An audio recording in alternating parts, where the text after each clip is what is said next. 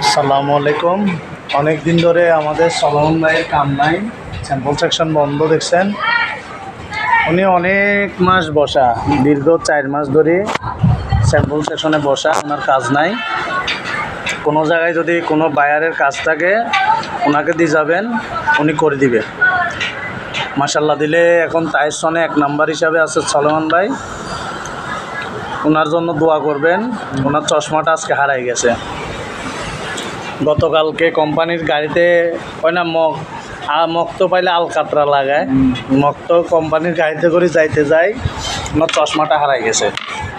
কেউ যদি ওনার চশমা পাই থাকেন তাইসনের সামনে আসে দিয়ে যাবেন। Mobile number 01615101538।